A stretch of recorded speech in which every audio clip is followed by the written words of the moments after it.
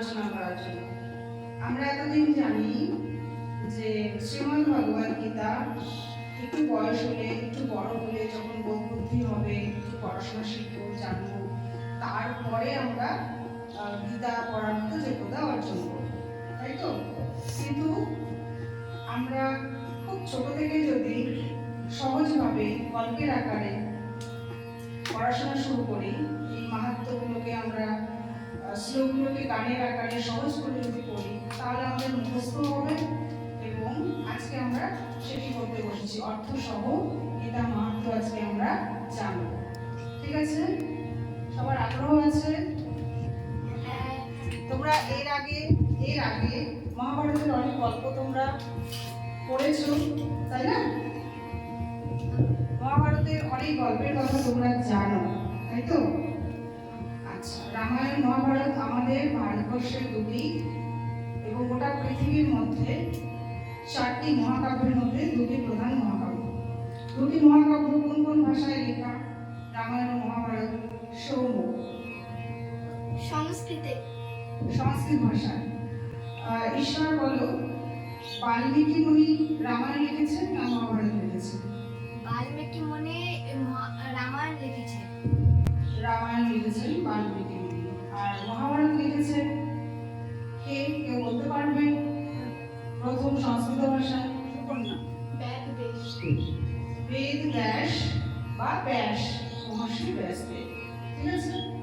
আচ্ছা, গীতা মাহাত্ম্যে আমাদের শ্লোক সংখ্যা কত আর মহাভারতের শ্লোক সংখ্যা কত? বিষয় বলো। গীতাতে 700টি শ্লোক এবং মহাভারতে 1 লক্ষটি শ্লোক। গীতাতে 700, মহাভারতে 1 লক্ষ। একদম ঠিক। গীতাতে আমরা 700 শ্লোক পড়বো, কিন্তু খুব ধীরে ধীরে, খুব বুঝে বুঝে এগোবো। প্রথম শ্লোক হচ্ছে প্রথম অধ্যায়, অর্জুন বিষাদ যোগ। 18টি অধ্যায় আছে। কতগুলো অধ্যায় আছে আমাদের? 18টি অধ্যায় আছে। অর্জুন বিষাদ যোগ। অর্জুনের বিষাদ অর্থাৎ তার মনে কিছু চিন্তা, দুশ্চিন্তা, দুঃখ সমস্ত হয়েছে, এটার উপরে তার প্রশ্ন আছে। কিন্তু শুরু হচ্ছে ধৃতরাষ্ট্রের প্রশ্ন দিয়ে প্রথম অধ্যায়। ধৃতরাষ্ট্র যেহেতু অন্ধ ছিলেন, সেই জন্য তিনি নিজের চোখে যুদ্ধ দেখতে পাচ্ছেন কি পাচ্ছেন না। তাকে দিব্যদৃষ্টি দিয়ে তিনি যার মাধ্যমে যুদ্ধের ঘটনা শুনছিলেন, তার নাম সঞ্জয়। সঞ্জয়ের মাধ্যমে ধৃতরাষ্ট্র এক এক করে যুদ্ধের কাহিনী শোনে, আর আমরা সেটাই আজ গানের মাধ্যমে শুরু করতে চলেছি। তাদের সঙ্গে আমরা করবো গান বা তাল।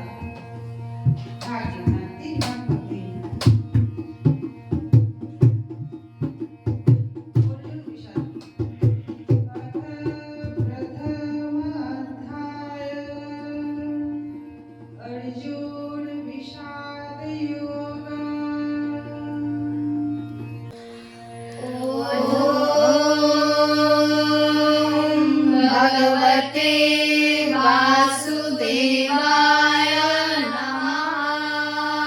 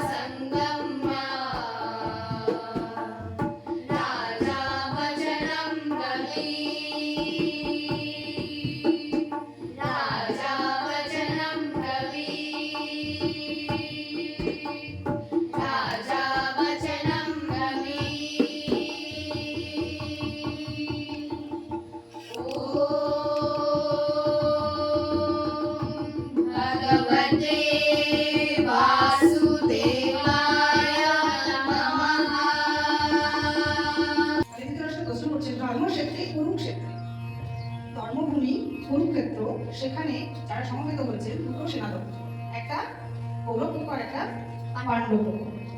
দুই সেনা দল আমার পুত্র যারা কৌরব এবং পাণ্ডুর সন্তান পাণ্ডবরা সেখানে যুদ্ধে কি করছে? কেন ধৃতরাষ্ট্র প্রশ্ন করছেন? কারণ তার মনে ভয় ছিল, তার সন্তানরা ধর্ম মেনে চলতো না, তাই যুদ্ধতে তার সন্তানরা সেই নিয়ম মেনে তাদের পাণ্ডবদের সাথে কোনো আপোষ মীমাংসা করবে না। সেই ভয়ে তিনি সঞ্জয়কে জিজ্ঞেস করছেন তারা কি করছে। মনে রাখবে, তাহলে তোমরা এক পক্ষ যদি এখানে আমরা খেলা ছড়ি করি, একজন আমরা পাণ্ডব পক্ষ হই, একজন কৌরব পক্ষ হই। কারা ধর্ম মানে? পাণ্ডব। কারণ নিয়ম শৃঙ্খলা মানে না। তাহলে এই মানা আর মানি ব্যাপারটা আমাদের নিজস্ব চরিত্রের মধ্যেও আছে। যখন আমরা ধর্ম মেনে বা শৃঙ্খলা মেনে জীবনে চলি না, তখন আমরা কোন পক্ষে চলে যাই? সারাদিনে। আর যখন আমরা নিয়ম শৃঙ্খলা মেনে জীবনে প্রতিদিন চলি, তখন আমরা কোন পক্ষে থাকি? আমরা কি হয়ে যাই? অন্ধ। কিন্তু ধৃতরাষ্ট্র কিসের অন্ধ? শুধু চোখের অন্ধ না, অন্তর্নিহিত মানে হচ্ছে সে মোহ, সন্তান স্নেহে, সন্তানের মোহে সে অন্ধ। সন্তান খারাপ করলেও সন্তান তার কাছে ভালো। এটাকে বলা হচ্ছে ধর্মান্ধ। কিসে অন্ধ? ধর্মান্ধ। আমার সন্তান ভালো আর বাকি সবার সন্তান খারাপ। এরকম মা বাবা আমরা দেখতে পাই আশেপাশে, তাই না? তাহলে আমাদের গীতা জ্ঞান অবশ্যই দরকার। 2 নম্বর, সঞ্জয় উত্তর দিচ্ছে। সঞ্জয়ের চোখ আছে? আছে। তাহলে সঞ্জয়ের চোখ আছে মানে সঞ্জয় সবকিছু জেনে উত্তর দিচ্ছে। এখানে সঞ্জয় আমাদের কিসের প্রতি? বিবেক। কিসের প্রতি? আমার ভিতরে যখন বিবেক জাগ্রত হয় তখন আমি সঞ্জয়ের ভূমিকা নিলাম। আমি কারো পক্ষে বেশি যাই না, তাই না? নিরপেক্ষ থাকি, না কৌরবের পক্ষে না পাণ্ডবের পক্ষে। সঠিক বিচার করাটাকে বলা হচ্ছে সঞ্জয়ের বিবেক। ঠিক আছে, মনে থাকবে। এবার সঞ্জয় উত্তর দিচ্ছে। দৃष्ट्वा तु पाण्डवानीकं भ्रूपुरं दुर्जधनस्तदा आचार्यमुपसङ्गम्य राजवचनम् अब्रवीत्। আমরা ধীরে ধীরে শিখব। দৃष्ट्वा तु पाण्डवानीकं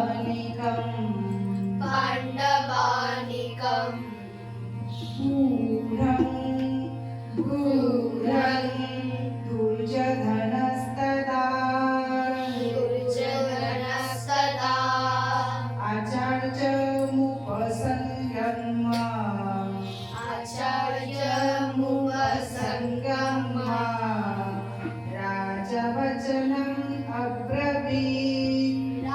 राजवचनम् अब्रवीत्। दृष्ट्वा तु पाण्डवानीकं व्यूढं दुर्जधनस्तदा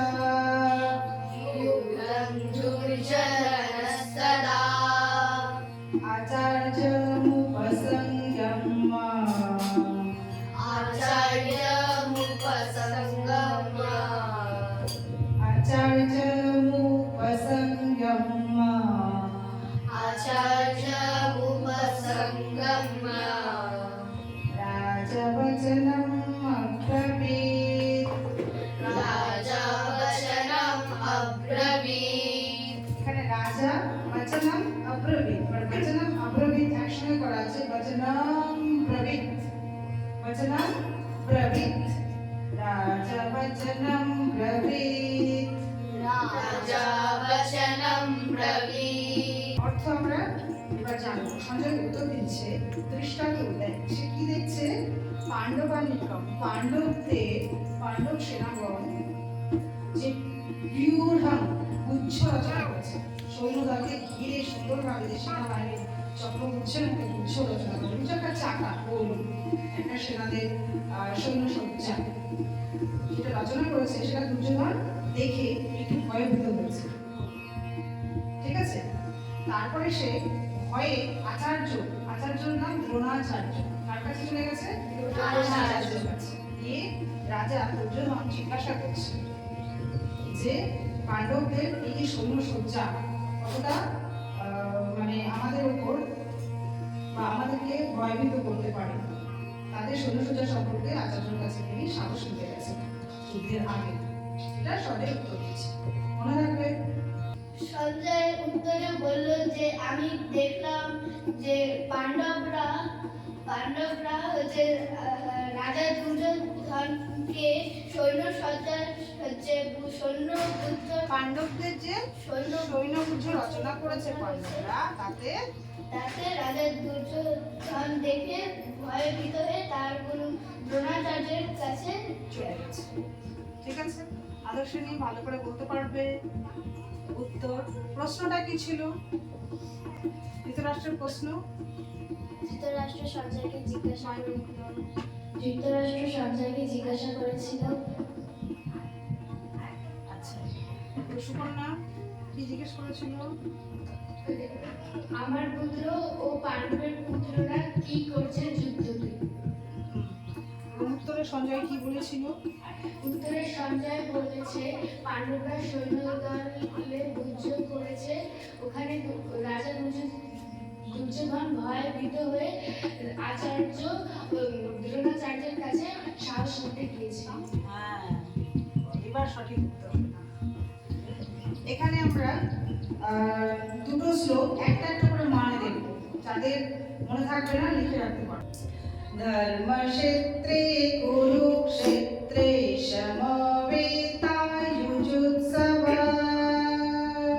মামকাঃ পাণ্ডবশ্চৈব কিমকুর্বত সঞ্জয়। সুন্দর করে এবার তোমরা আমাকে শোনাও গানের মাধ্যমে। ধর্মক্ষেত্রে কুরুক্ষেত্রে সমবেতাযুজুৎসবঃ মামকাঃ পাণ্ডবশ্চৈব কিমকুর্বত সঞ্জয়। কিমকুর্বত সঞ্জয়, কি করছে সঞ্জয়? পরে সঞ্জয়ের উত্তর। উত্তরের অর্থ আরেকবার শুনে নাও। দৃष्ट्वा তু পাণ্ডবানেকম, পাণ্ডবদের যে সৈন্য সজ্জার সেটা দেখে, দৃষ্টা মানে দেখা। ব্যূঢ়ং দুর্যোধনস্তদা, ব্যূঢ়ং গুচ্ছ, সৈন্য সজ্জা। ঠিক আছে, দুর্যোধনস্তদা, দুর্যোধন যে তাদের সৈন্য সজ্জা দেখলো, এইটুকু প্রথম লাইনে আছে সঞ্জয়ের উত্তর। সঞ্জয়ের উত্তর তাহলে দুর্যোধনের সৈন্যসজ্জাটা দেখা, এইটুকু মনে রাখবে। সৈন্যসজ্জার গুচ্ছ রচনা দেখে দুর্যোধন আচার্যমুপসংযম, আচার্য উপ মানে উপদেশ, উপ মানে নিকটে, আচার্য মানে দ্রোণাচার্যের নিকটে সংযমা, সংযমা সঙ্গ করতে গেলেন। বুঝতে পারলো অর্থ? একদম ধরো, আচার্যমুপসংযম রাজা বচনম ব্রবীত। অব্রবীত এখানে একসঙ্গে বচনম ব্রবীত, বচনম অব্রবীত, বচনম ব্রবীত সন্ধি করা আছে। ঠিক আছে, তাহলে আচার্যমুপসংযম রাজা বচনম অব্রবীত। একসঙ্গে আমরা এটা স্মরণ করে গাইব। চল। দৃष्ट्वा তু পাণ্ডবানেকম, দৃष्ट्वा তু পাণ্ডবানেকম ব্যূঢ়ং দুর্যোধনস্তদা, ব্যূঢ়ং দুর্যোধনস্তদা আচার্যমুপসংযম আচার্যমুপসংগম্য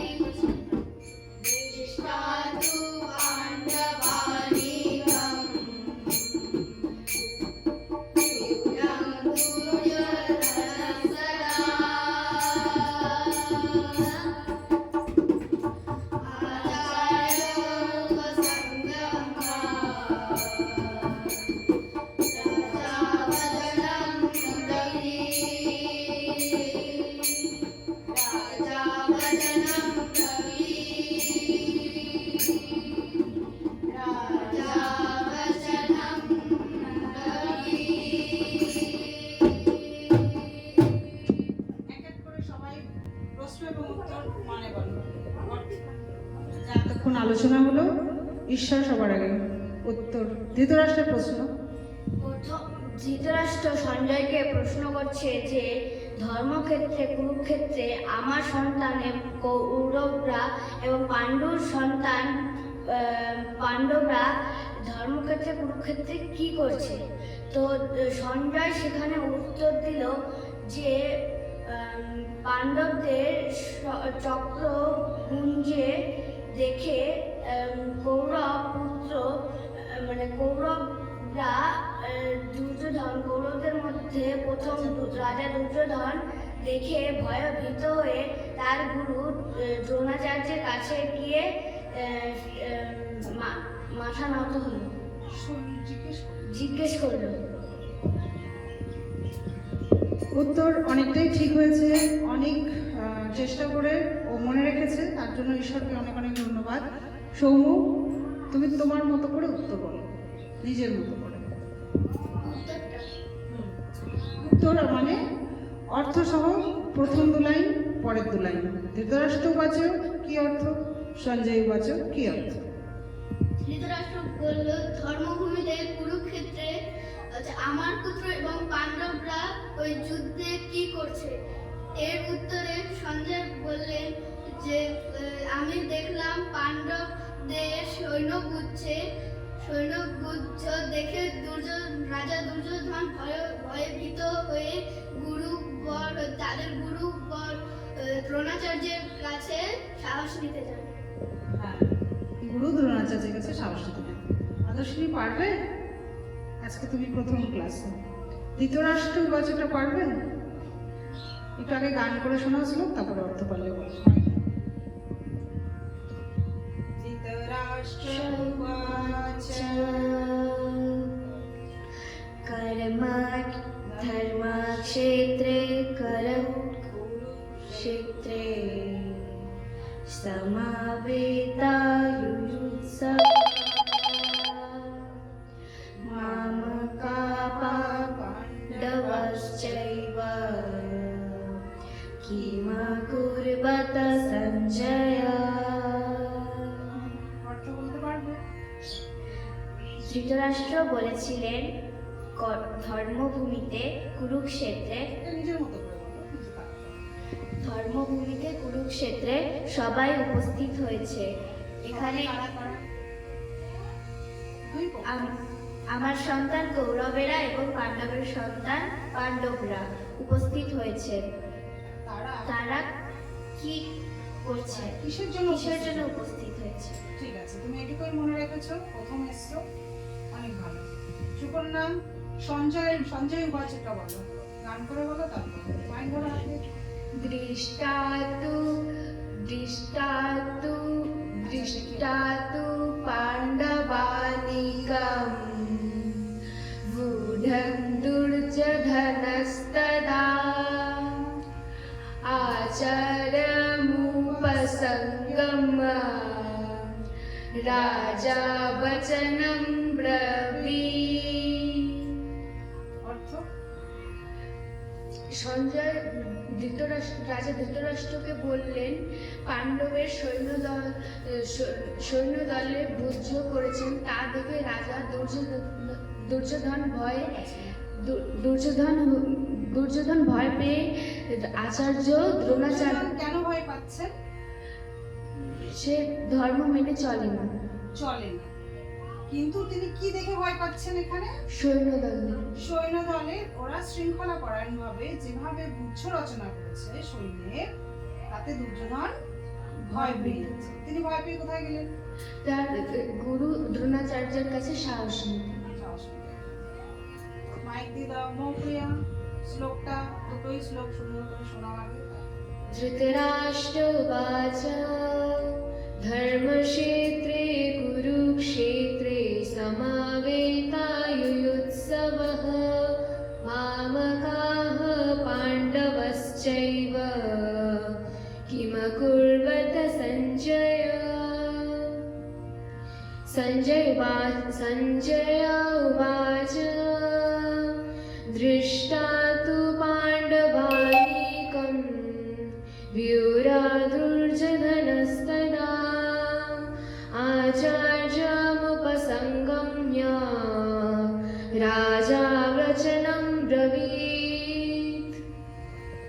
সঞ্জয় উবাচ অর্থটা বলো শুধু।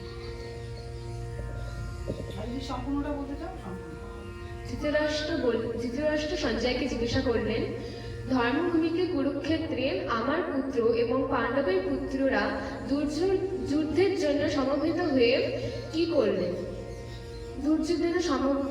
যুদ্ধের জন্য ধর্মভূমিতে কুরুক্ষেত্রে আমার পুত্ররা এবং পাণ্ডবের পুত্ররা যুদ্ধের জন্য সমবেত হয়ে কি করলেন?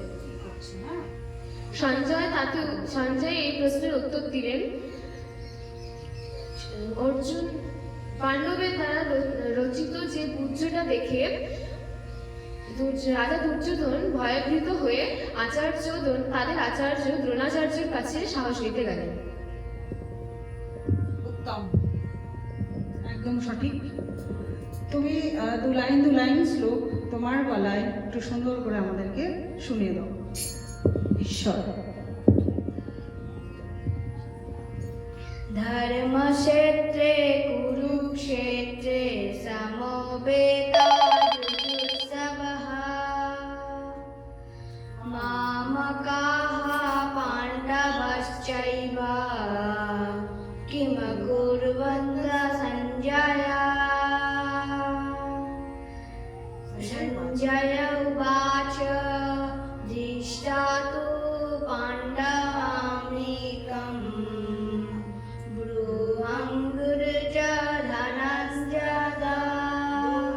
ধনঞ্জয়স্তদা আচার্যমুপসংযম্য রাজা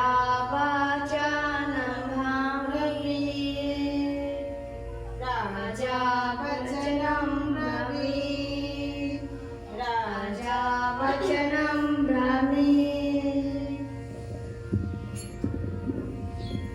উচ্চারণ আমাদের যেহেতু আমরা সংস্কৃত থেকে পড়ছি, একটু প্রথম আরো যদি আমরা কবিতার মতো পড়তাম কঠিন মনে হতো, যেহেতু গানের মাধ্যমে পড়ছি অনেকটা সহজ। চলো এবার আমরা প্র্যাকটিস করে নেব, কারণ সেকেন্ড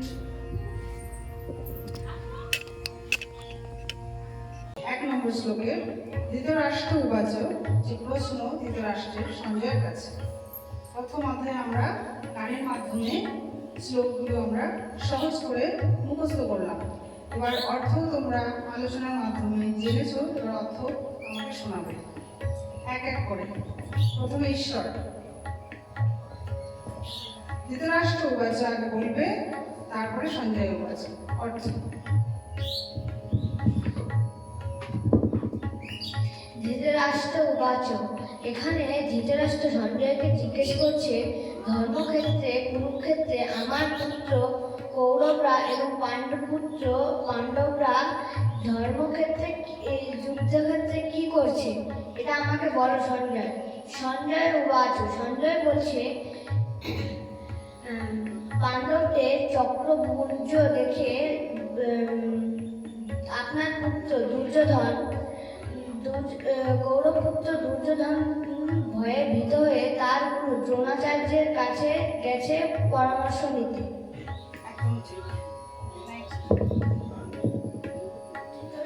ধৃতরাষ্ট্র উবাচ।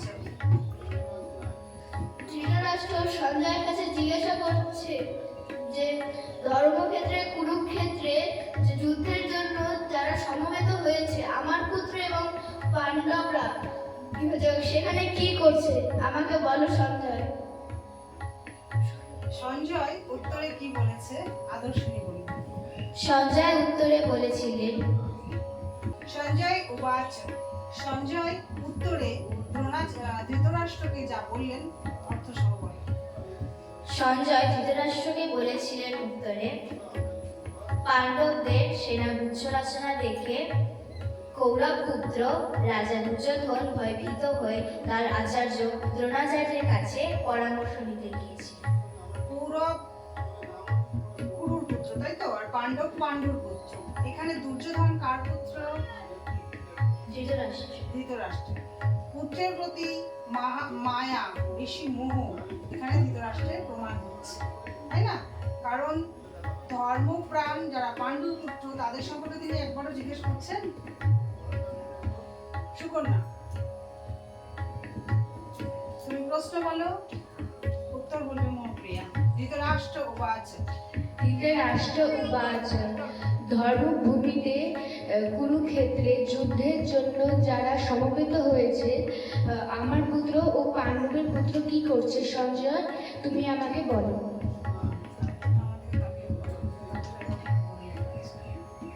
তুমি বলবে মহাপ্রিয়া। সঞ্জয় উবাচ, ধৃতরাষ্ট্রের প্রশ্নের উত্তর সঞ্জয় কিভাবে দিচ্ছে? সঞ্জয় ধৃতরাষ্ট্রের প্রশ্নের উত্তর দিচ্ছেন, দুর্যোধন যিনি ধর্ম মেনে চলেন না, তিনি পাণ্ডবদের সৈন্যপুত্র দেখে ভয়ে ভীত হয়ে তার আচার্য দ্রোণাচার্যের কাছে সাহস এবং পরামর্শ নিতে গেছে। একদম ঠিক। আমরা আজকে মহাভারতের একটি অংশ, গীতা মাহাত্ম্য, যা আমরা সংস্কৃত ভাষায় শুনে থাকি শ্লোক, সেটা আমরা সুন্দর করে সহজভাবে গান করতে পারলাম, শিখতে পারলাম। এটা তোমরা এক ধাপ এগিয়ে গেলে সাহসিকতার দিক থেকে, তাই তো? তোমাদের কাছে যতটা কঠিন মনে হচ্ছিল, এখন জানার পর, শেখার পর ততটা কঠিন মনে হচ্ছে কি না। মানে বাড়িতে গিয়ে যদি তোমাদেরকে শ্লোক জিজ্ঞেস করা হয়, তোমরা বলতে পারবে? কয় লাইন আমরা শিখলাম? 4টি চরণ শিখেছি। ধৃতরাষ্ট্র উবাচ 2 লাইন, 2টি চরণ, আর সঞ্জয় উবাচ 2। 4টি চরণ আমরা শিখলাম গানের মাধ্যমে। মহাভারতের যে ঘটনাগুলি আমাদেরকে খুব মনে রাখে, আমরা মনে রেখেছি, তার মধ্যে শ্রীকৃষ্ণ অনেক ছোটবেলাকার ঘটনা আছে, তাই না? আমরা এগুলো একটা একটা করে পরের এপিসোডে বা পরের পর্বগুলোতে গান এবং ঘটনাগুলো একটা একটা করে আমরা শিখবো, গল্পের মাধ্যমে, কাহিনীর মাধ্যমে। তোমরা চাইলে সেটাতে অভিনয় করতে পারো, নাটকের মাধ্যমে আমরা শিখতে পারি। ঠিক আছে, আজকে এই পর্যন্ত।